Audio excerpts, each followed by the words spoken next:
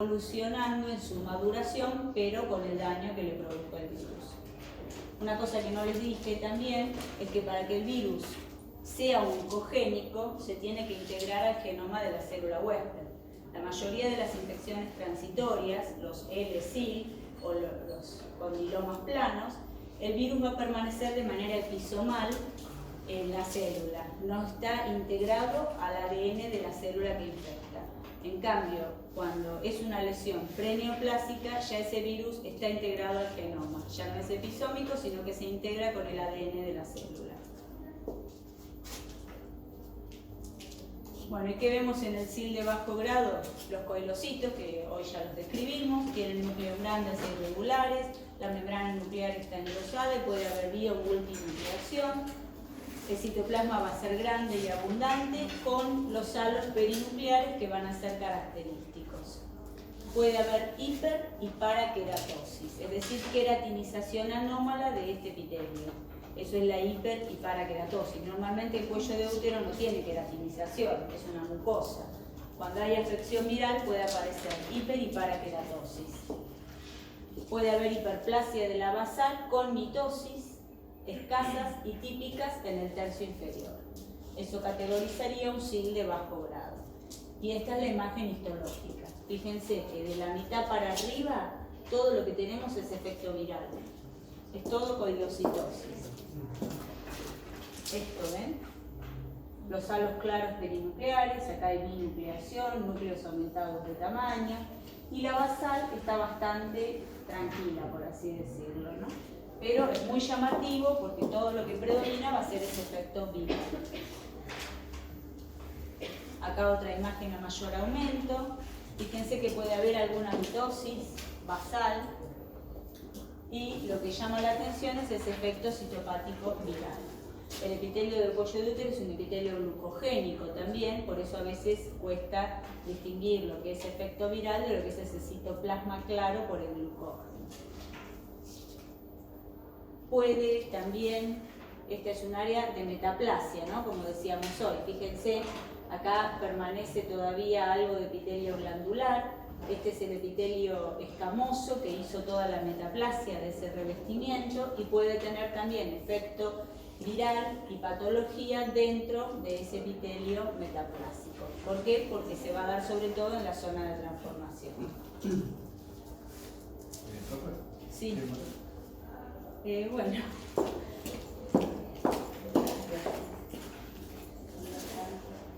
Bueno, el SIL de alto grado, como decíamos, de la vieja nomenclatura, incluye el SIN2, el SIN3 y el carcinoma in situ de la primera nomenclatura, que era la de displasia. ¿Qué pasa con este diagnóstico de SIN2? No es reproducible, es el área de gris donde menos se ponen de acuerdo los patólogos. Entonces, recuerden que dividíamos el HSIL, juntaba lo que era el SIN2 y el SIN3, pero tenemos ese sector de SIN2 que no es muy fácil de diagnosticar y que nos puede, algunos patólogos lo terminaban poniendo como LSIL y otros como HSIL. Entonces, bueno, hay que buscar alguna otra herramienta diagnóstica que nos ayude a aclarar un poquito el panorama cuando se trata de un SIN2, que ya vamos a ver cuál es. Y la incidencia en general se va a dar entre los 35 y los 39 años. 10 años antes de la edad pico para la presentación de carcinoma infiltrante. Bueno, compromete más de un tercio del epitelio, hay pérdida de la polaridad nuclear, pérdida de bordes intercelulares, células inmaduras con núcleos muy grandes, eso es característico igual que en el PAP, son poco citoplasma y mucho núcleo, nucleolo prominente, hay mitosis normales y mitosis atípicas en todos los tercios epiteliales, escaso citoplasma y el efecto citopático es variable. Puede haber en general poco efecto citopático viral. Cuanto más displasia, menos efecto citopático viral va a haber. Y estas son algunas imágenes del SIL de alto grado. Acá hay todavía, esto es a mayor aumento, algo de efecto citopático viral, pero se ve mitosis en el tercio medio. Allí se ve una desorganización de todo el epitelio casi, Todo esto es un epitelio desorganizado, podría ser un sin 2, por ejemplo, no llega hasta arriba, sino los 2 tercios inferiores.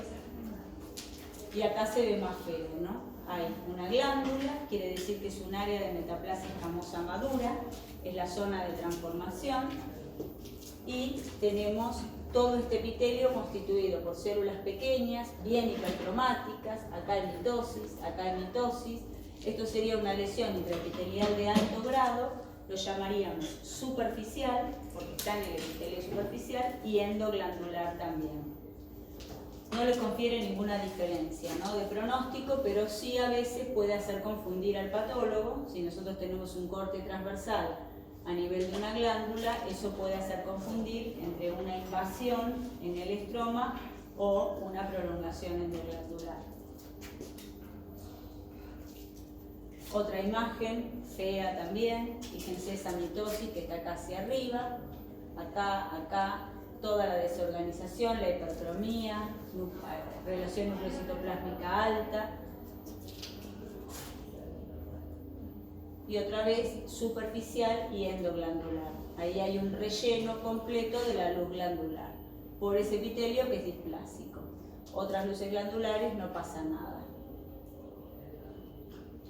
Bueno, para esas áreas, según este último consenso, el LAST, se definió el uso de algunos biomarcadores que nos pueden ayudar a distinguir claramente estos sin 2. ¿Por qué? Porque hay muchas diferencias interobservador. ¿Y qué marcador se utiliza? La proteína 16, la P16. El Ki67, que es el otro marcador, no se usa prácticamente. Lo que sí nos va a definir y nos va a ayudar es la P16. ¿Qué hace? Mejora la reproducibilidad diagnóstica y disminuye los errores diagnósticos. Y acá está el sustrato, ¿no? Es porque se va a acumular por el daño del oncogen E7 en el RB de la célula huésped. Recuerden que P16 va a modular a RB. Entonces, al estar aplacado, por así decirlo, o apagado RB, va a actuar como para estimularlo, va a aumentar la concentración de la proteína P16. Bueno, la P16 se acumula cuando RB está dañado. En condiciones normales es una tinción de inmunohistoquímica. Recuerden que se tiñe de color marrón, todo igual la inmunohistoquímica. En condiciones normales la tinción debe ser negativa para la proteína P16. Cuando nos da en todo el espesor del epitelio, vemos esa tinción que es nuclear y citoplasmática, de color marrón intenso, en todo el espesor del epitelio, quiere decir que eso se traduce, digamos, como que es una lesión de alto riesgo porque ya tiene integrado en su genoma el ADN viral. Y así es como se ve. ¿Cuándo se usa? Se usa sobre todo para los diagnósticos diferenciales. En el sin 2 siempre lo hacemos para definir que, como es un área de grises y para algunos es un sin 1 a veces, para otros es un sin 2, si es positiva la P16 en un sin 2, ya podemos llamar a esa lesión como una lesión de alto grado. Si la P16 es negativa, va a quedar como una lesión de bajo grado. También sirve cuando hay situaciones de dudas diagnósticas. A veces uno está en una paciente menopáusica con una metaplasia inmadura, que muchas veces es diagnóstico diferencial con una lesión displásica. En ese caso también se puede usar la marcación con P16, porque si es positiva ya estamos en el espectro de lo que es una lesión displásica de alto grado. Si es negativa, ahí nos quedaremos más con un proceso reactivo como una metaplasia, por ejemplo. Entonces, esto surge con el proyecto LAST. Si bien divide en 2, usando el Bethesda, alto y bajo grado, tengan en cuenta que en las lesiones esas de la vieja clasificación como sin 2, muchas veces se puede utilizar la P16 para realmente estar seguros de que es una lesión de alto grado. ¿Por qué? Porque si es una lesión de alto grado, esa paciente va a ir a un procedimiento ablativo del cuello uterino, que después ya, solo con hacer una biopsia de cuello uterino, eso puede traer trastornos en un embarazo. Por el microambiente cervical se puede alterar ya solo con una biopsia con sacabocado. Entonces imagínense ustedes en una mujer joven hacer un cono Después, para llevar adelante un embarazo, es todo mucho más complicado. Entonces, por eso hay que ser muy estricto cuando uno informa este tipo de lesiones, ¿no? Por las consecuencias. Bueno, ¿y cuál es el tratamiento de todas estas lesiones preneoplásicas del HSIL? Es el cono uterino. ¿El cono qué es? No es más que la resección del endo y el exocervix. Hay diferentes tipos, cada vez se trata de hacer ablaciones más pequeñas, con estas asas que les decía, las asas lift que se llaman. Se trata de sacar pequeños fragmentos del cuello. Antes lo que se hacía eran los conos con bisturí, entonces lo que teníamos eran conos muy grandes. Esa es la forma. ¿Por qué? Porque se hace toda la resección cuneiforme de todo lo que es el exo y el endocervix. ¿Y qué es lo que tiene que informar el patólogo? Primero la lesión. ¿Qué tipo de lesión es? Si es un SIL de bajo grado, SIL de alto grado. ¿Podría llegar a ser que apareciera un carcinoma invasor en un cono? Sí, a veces puede suceder. Podría ser también que tenga una lesión de estirpe glandular, que hasta ahora no las nombramos, pero que también existen. Recuerden que en el cuello de útero tenemos un epitelio escamoso, pero también tenemos un epitelio endocervical. Entonces también podemos tener, que son mucho menos frecuentes, pero pueden aparecer lesiones de tipo glandular, los adenocarcinomas. Bueno, el tamaño, hay que calcular cuánto de ese cono va a estar comprometido por la lesión. La localización, esto que es, si es labio anterior, si es labio posterior, si está metido en el canal. Y los márgenes quirúrgicos también hay que evaluarlos en el cono. El cono es una resección quirúrgica que se evalúa en su totalidad. Se corta y se ve toda la pieza quirúrgica. Se hacen cortes seriados, bien referenciados, y esto es como quedaría cada uno de las lonjas, ¿no? Y hay que evaluar todo el material. Este sería el margen endocervical y este es el margen exocervical. Y los que tenemos que evaluar es el endocervix para ver que no haya lesión más arriba, el exocervix, que es por donde pasa el ginecólogo, y el margen profundo si llega a ser una lesión ya infiltrativa.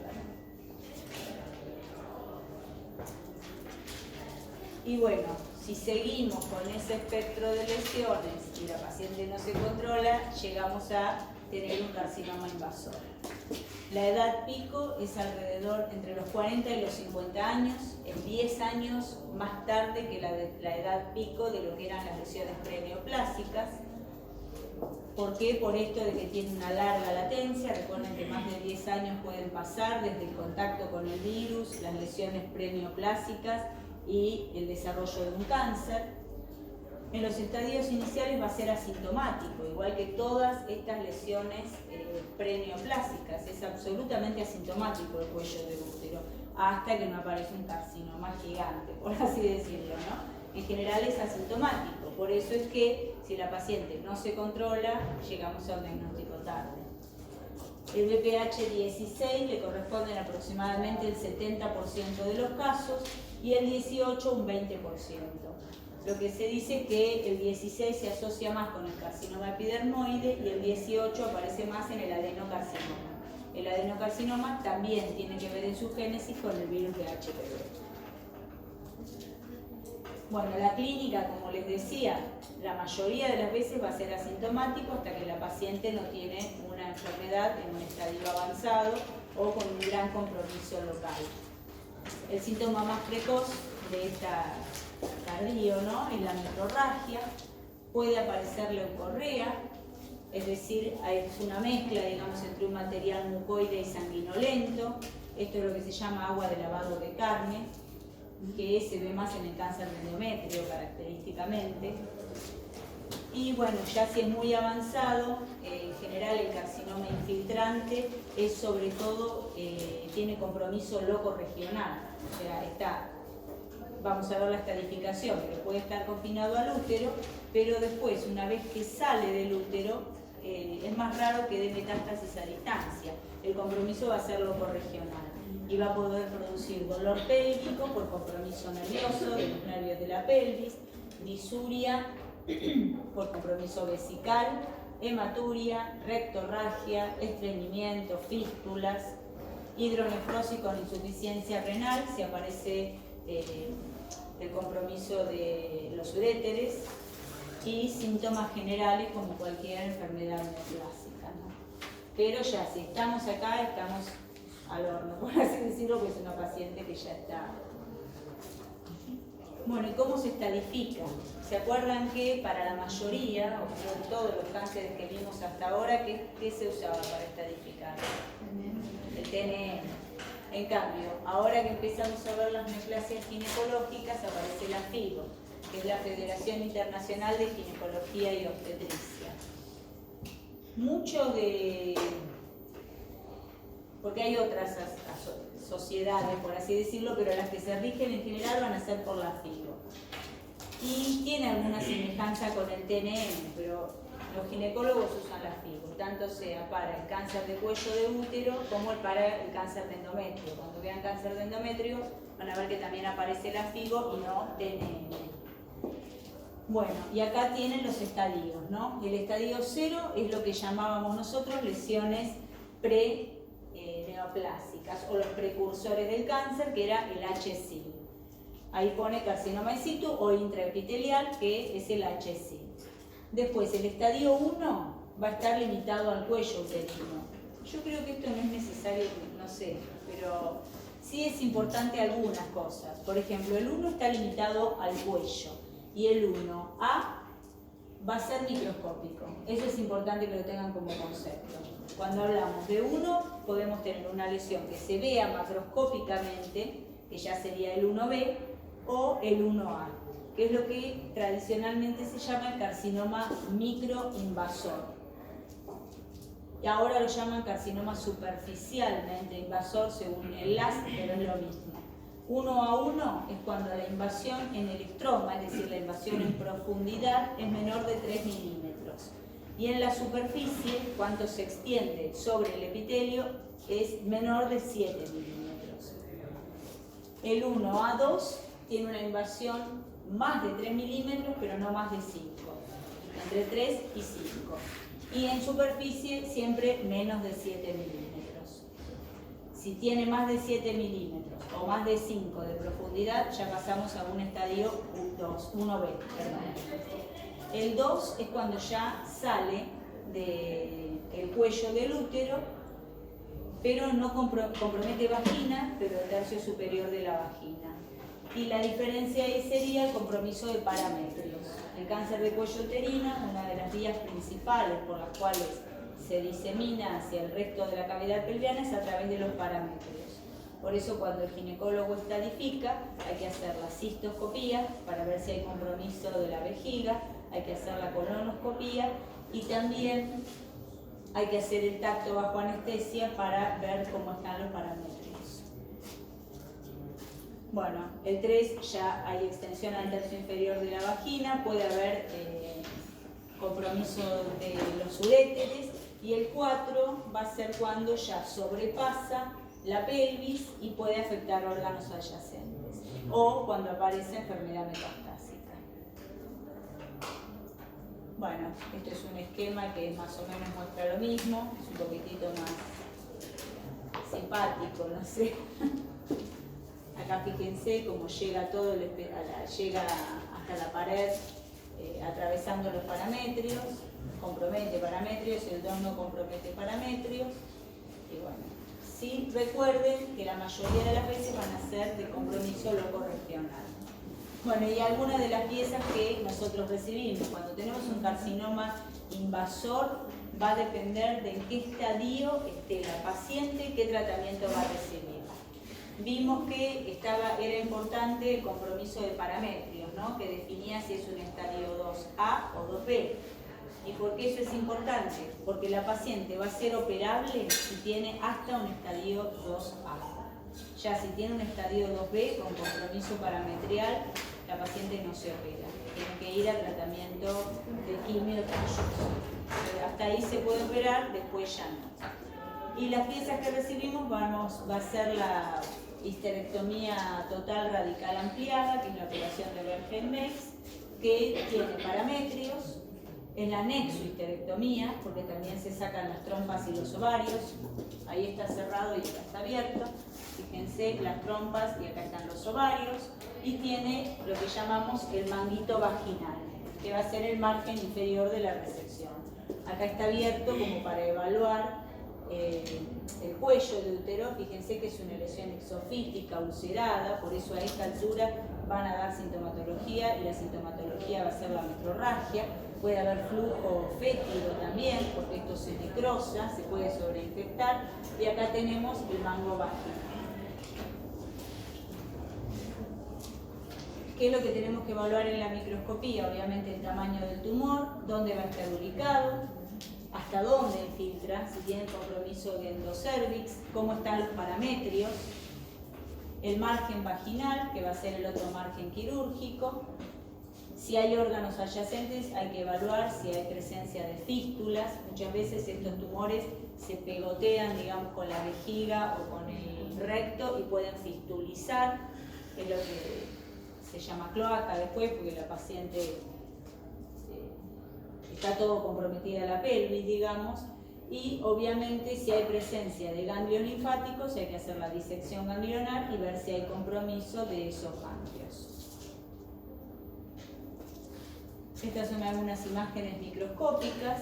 Fíjense, si tenemos esta la membrana basal, acá tenemos un nidito que ya está brotando de esa membrana basal.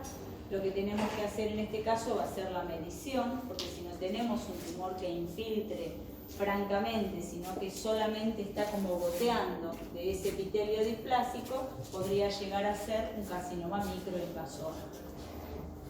Entonces lo que se hace va a ser la medición desde la membrana basal del epitelio superficial. Fíjense que todo el epitelio superficial tiene una lesión de alto grado, un HSIL. Están todos los núcleos desordenados, hay hipercromía, hay muchas mitosis, y ahí abajo nos encontramos con este nidito, ¿no? Que esto es tumoral. Entonces uno tiene que medir desde la parte basal del epitelio hasta el área de mayor profundidad de la lesión. Esa es la medida que se toma en cuenta para la estadificación. Si es hasta 3 milímetros va a ser un estadio 1A1, si es de 3 a 5, un 1A2. Pero siempre dentro de lo que sería un carcinoma microinvasor. ¿Y por qué es importante? Porque muchas veces, de acuerdo a la edad de la paciente, a los deseos de fertilidad, esos tumores pueden tratarse de una manera más conservadora, ¿no? Si hay deseos de fertilidad en esas pacientes. Y tienen mejor pronóstico porque tienen menos posibilidad de dar metástasis, embolizar y metastatizar.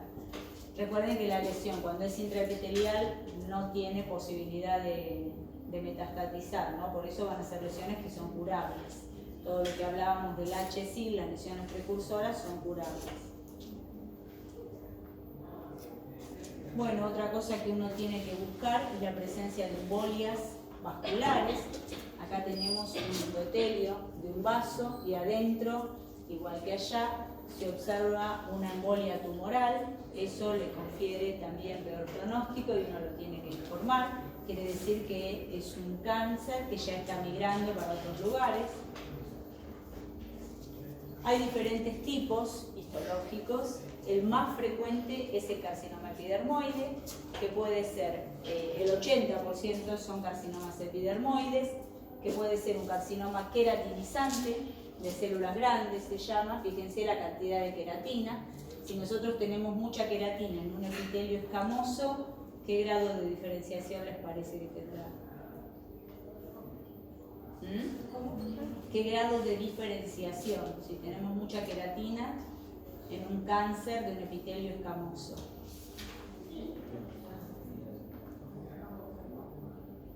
Se parece, siempre hablamos de la diferenciación de un tumor cuanto más se parece a su epitelio de origen. En un carcinoma epidermoide, si hay mucha queratina, es bien diferenciado. Cuanto más queratina hay en un epidermoide, porque la tendencia del epitelio es a formar queratina, entonces en este caso sería bien diferenciado. ¿Por qué? Porque forma mucha queratina. ¿Pasa lo mismo en la piel o pasa lo mismo en un carcinoma de esófago? cualquier carcinoma epidermoide, digamos, su diferenciación a qué obedece, a su parecido con su función en el epitelio normal. Igual que si es un adeno, cuanta mayor formación glandular, secreción de moco tenga, va a ser mejor diferenciado, ¿no? Entonces, en este caso, son mejores diferenciados. Carcinoma epidermoide de grandes células queratinizante. Hay una variante que es no queratinizante, es decir, tiene menor diferenciación. También es un carcinoma epidermoide de grandes células. Y dentro del carcinoma epidermoide hay una variante que es de células pequeñas, que es menos diferenciado. ¿Por qué? Porque no solamente no forma queratina, sino que además sus células tampoco remedan las células escamosas normales. En este caso, cuando es uno de células pequeñas, va a haber que diferenciarlo de otras entidades que también podemos tener. Por ejemplo, un carcinoma neuroendocrino, que si se acuerdan del pulmón, el neuroendocrino puede estar en todos los órganos de la economía. Hay órganos donde se ve más, por ejemplo en el pulmón, o en el tracto digestivo. En el cuello de útero también lo podemos tener. Y el adenocarcinoma, que hoy les decía, es otro tipo histológico que también podemos tener en el cuello de útero. Sería aproximadamente el 10 o 15% de los carcinomas de cuello de útero son adenocarcinomas. Y la tendencia que tiene es a la formación glandular. Puede muchas veces coexistir con una lesión de alto grado arriba, por así decirlo, ¿no? ¿Por qué? Porque tiene que ver también con el virus de HPV. Forma estructuras glandulares. Acá lo vemos a mayor aumento, fíjense, las glándulas son distorsionadas y acá lo que tiene es desorganización. De este lado está más ordenadita, de este lado hay hipercromía, hay menos mucosecreción, hay mucha mitosis, eso nos habla de atipía citológica. Igual sería bien diferenciado en este caso. Y creo que en el libro les nombra el carcinoma adenoescamoso, que es un carcinoma que puede tener las dos diferenciaciones, glandular y epitelial. Son muy raros, por suerte, son raros, pero vamos a encontrarnos con los dos tipos tumorales en la misma lesión. Hay otras variantes como es el sarcomatoide, que son carcinomas epidermoides pero muy fusados. Entonces el diagnóstico diferencial nos lo vamos a plantear con los sarcomas, en este caso, por eso se llama sarcomatoide. Ahí va a haber que utilizar las técnicas de inmunohistoquímica para definir si es de origen epitelial, como van a ser las queratinas, o si es de origen mesenquimal, y ahí veremos qué tipo de sarcoma pensamos, si es muscular, si es fibroso, pero la mayoría son de aspecto sarcomatoide, pero son epiteliales. Otras variantes del escamoso es el verrugoso, que fíjense cómo forma, qué queratina que tiene y cómo forma estas estructuras así de tipo verruciforme. También va a estar asociado con el virus de HPV y tiene buen pronóstico.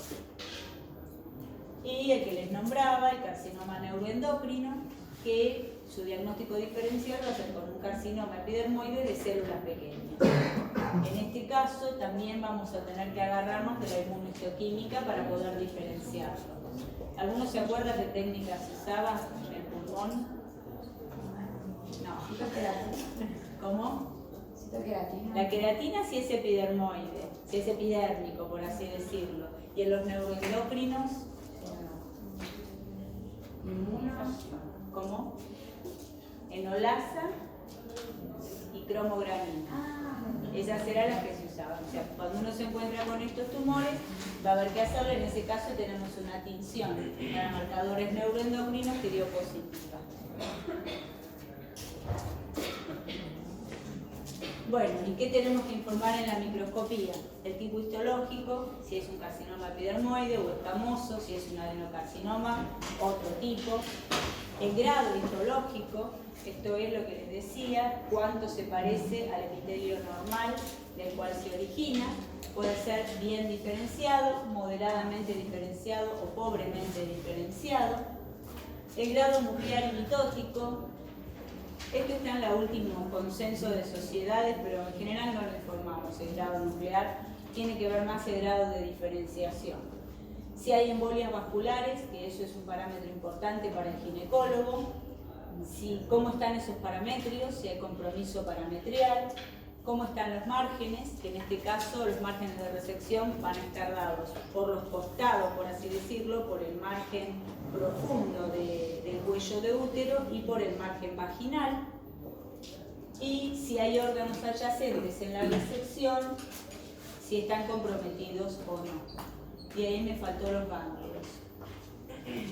También hay que informar si hay que hacer la resección de todos los ganglios que vienen. Cuando nos toca una de estas piezas, vienen como 20 frascos, porque el ginecólogo saca el útero por un lado y después se empieza a mandar obturatriz derecha, obturatriz izquierda, ilíaca interna derecha, ilíaca interna izquierda, o sea, miles de frasquitos donde mandan todos los ganglios por separado. Así que estas piezas son un embole, pero bueno, hay que disecar todos los ganglios que vienen referenciados y después informar si hay alguno de esos ganglios positivos. ¿Cómo evolucionan? Tienen invasión locorregional con compromiso de órganos adyacentes. Como les decía antes, para que se dé metástasis a distancia es raro, tiene que ser un tumor con mucha evolución, y cuando da metástasis puede ser en los órganos clásicos que alojan metástasis, como es el hígado, pulmón, hueso y ganglios extrapelvianos. Una vez tuvimos un caso que tenía una metástasis supraclavicular, un carcinoma del cuello de útero. El diagnóstico era, ¿será un linfoma o será...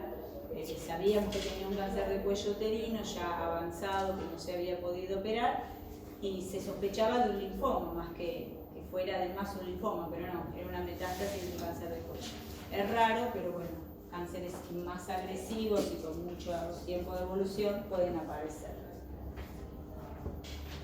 Bueno, y esto es lo que les decía antes, el tratamiento con qué se relaciona con el estadio tumoral que tenga esa paciente.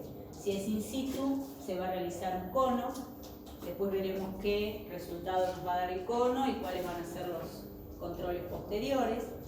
Si es un estadio 1 y hasta un estadio 2A, la histerectomía total radical ampliada, anexo histerectomía es total radical ampliada con mango vaginal. Si es un estadio 2B o más, se va a hacer radio y quimioterapia. Ya terminamos, ¿eh? Sí.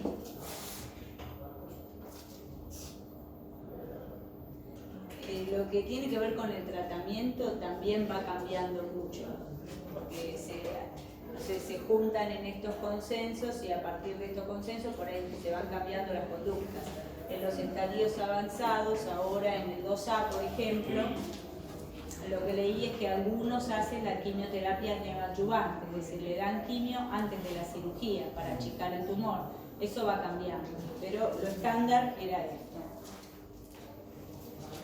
Y bueno, que es una patología frecuente, como conclusión, muy frecuente en nuestro medio, siempre tenerla presente, sobre todo a los fines del screening, cuando están adelante de una paciente, por lo menos, aunque sean oftalmólogos, tomarse el trabajito de preguntarle por qué es frecuente. El agente etiológico es el virus de VPH, tiene larga latencia, todas estas tres condiciones, digamos, de esta enfermedad hacen que sea pasible de un diagnóstico precoz. Por eso es importante. Hay condiciones preneoplásicas que cuáles eran. El HSIL. El HSIL es la lesión preneoplásica por excelencia. Recuerden, el SIL es la infección transitoria. Contamos con una medida de prevención primaria que va a ser la vacuna, la bivalente o la tetravalente. Hay en Europa, en Estados Unidos, una nonavalente que probablemente llegue pronto al país, que cubre 9 cepas virales, nueva. Y bueno, como prevención secundaria, contamos con el PAP y con el test de HPV.